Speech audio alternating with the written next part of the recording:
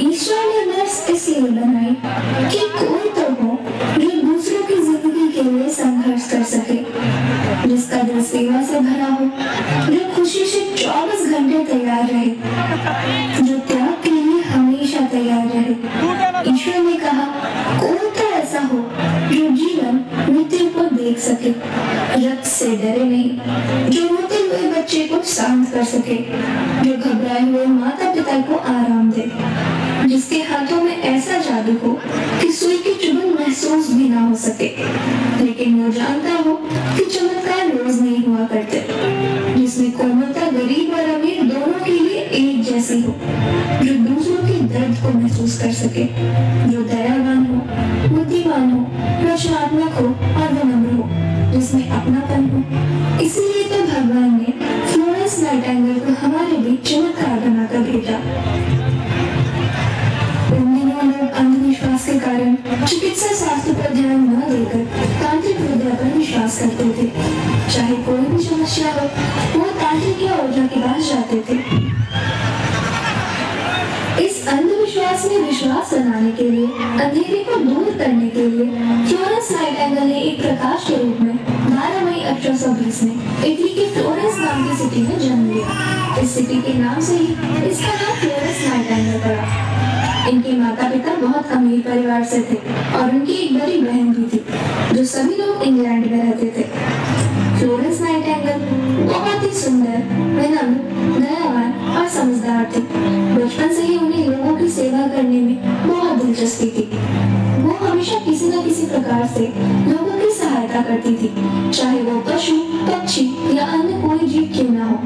एक दिन जब वह स्कूल से आ रही थी, तभी रास्ते में अचानक एक कुत्ते के बच्चे को घायल अवस्था में रोते हुए देखा, तो वो उसे उठाकर अपने घर ले आती है और उसकी देखभाल करती है। उसकी देखभाल से वो कुत्ते का बच्चा कुछ दिनों बाद ठीक हो जाता है। उसकी इसी सेवा भाव को देखते हुए उनके माता पिता उन्हें लोगों से दूर रखते थे। फ्लोरेंस बहुत ही शिक्षित और प्रभावशाली थी। उन्हें हिस्ट्री, मैथमेटिक्स, लिटरेचर और फिलॉसफी में भी बहुत सारी उपलब्धि प्राप्त थी। उन्हें फ्रेंच, जर्मन, इटालियन आदि भाषाओं का ज्ञान था। सन 1844 में उन्होंने नर्सिंग के क्षेत्र में प्रशिक्षण हेतु जाने के लिए अपने माता पिता से आज्ञा मांगी, किंतु उनके माता पिता ने उन्हें मना कर दिया।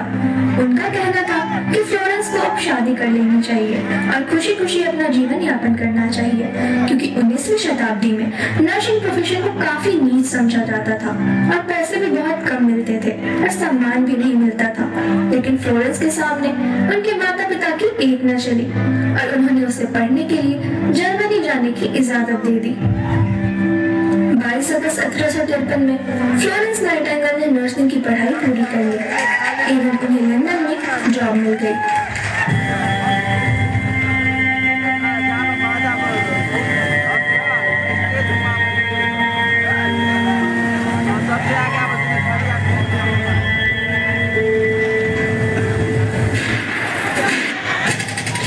समय 1853 में क्रीमियन वॉर फ्रांस, ब्रिटेन, तुर्की वर्सेस रूस के बीच में हुआ। इस युद्ध में बहुत सारे सैनिक मारे गए एवं जनधन की भी बहुत हानि हुई, जिसके कारण वहाँ मौत का आंकड़ा बढ़ने लगा।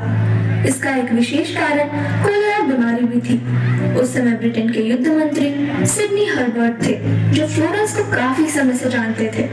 उन्होंने फ्लोरेंस और अन्य 38 नर्सों को युद्ध में घायल सैनिक की देखभाल हेतु तुर्की के मिलिट्री हॉस्पिटल में जाने के लिए एक लेटर भेजा। ब्रिटेन इतिहास का यह पहला मौका था जिसमें महिलाओं को सेना में भर्ती किया गया था, लेकिन वहाँ की स्थिति काफी दयनीय थी। ना साफ सफाई थी और ना ही मरीजों के लिए उचित व्यवस्था थी। फ्लोरेंस और उनकी सभी साथियों ने स्वयं साफ सफाई की एवं मरीजों के खाने पीने और अच्छे कपड़ों का इंतजाम किया। ऐसा पहली बार हुआ था कि सैनिकों को सम्मान के साथ अस्पताल में रखा गया था एवं सैनिकों की स्थिति में सुधार आने लगी। उसके बाद ब्रिटेन सरकार ने भी मिलिट्री हॉस्पिटल की स्थिति को देखते हुए 1995 सैनिटरी कमीशन बनाया, जिसका उद्देश्य मिलिट्री हॉस्पिटल की साफ सफाई, उचित खान पान और मरीजों की उचित देखभाल की जाने लगी, जिस कारण मरीजों के स्वास्थ्य में सुधार आया एवं मौत का आंकड़ा कम होने लगा, लोग स्वस्थ होने लगे। फ्लोरेंस 24 घंटे सैनिकों की सेवा करती थी। जब सैनिक रात में खाना खाकर सो जाया करते थे, तब भी फ्लोरेंस नाइटिंगेल रात में हाथ में लालटेन लेकर सभी घायल सैनिकों का हालचाल देखने और पूछने के लिए जाया करती थी। इसी कारण सैनिक उन्हें लेडी विद लैम्प कहकर पुकारने लगे और अखबार में उनकी खबर प्रकाशित हुई। तभी से उनका नाम लेडी विद लैम्प पड़ गया। फ्लोरेंस देश विदेश में सभी जगह फेमस हो गई। पूरी दुनिया में नाइटिंगेल का नाम फैल गया। उनके कार्य को देखते हुए इन लोगों ने सलाह मांगी और नए नए नर्सिंग स्कूल ट्रेनिंग सेंटर खोले गए, जिसके कारण नर्सों को सम्मान मिलने लगा।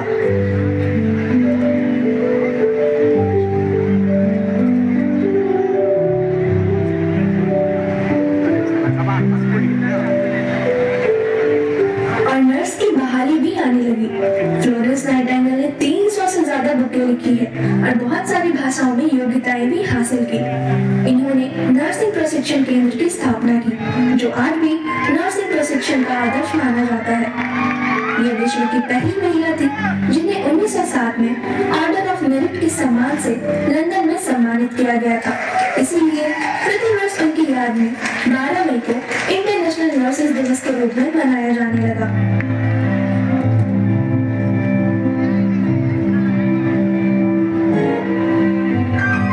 निकली थी एक चिराग लेकर, चिराग बन जाऊंगी सोचा न था। शुरुआत तो बस एक मरहम से की, आज इलाज से जुट जाऊंगी कई सांसों की, ये तो सोचा न था। ऊंचाई के शिखर पे पहुंची हूँ आज, हर जगह मेरी परछाई है। अब वक्त बदला है और यहाँ हर किसी को मेरी जरूरत समझ आएगी। कई वर्ष पहले बस GNM ANM तक सीमित थी मैं, अब दुनिया में बदलाव ला चुकी हूँ। BSc को भी हासिल कर चुकी हूँ, रिश्तों से लोगों को जुड़ गई। पहले फर्ज से आंखों में उजाला करती थी, आज दवा से भी दर्द को कम करना चाहती हूँ। मैं MSc को भी हासिल कर चुकी हूँ, हिंदी और प्रैक्टिकल के मेल को समझती हूँ।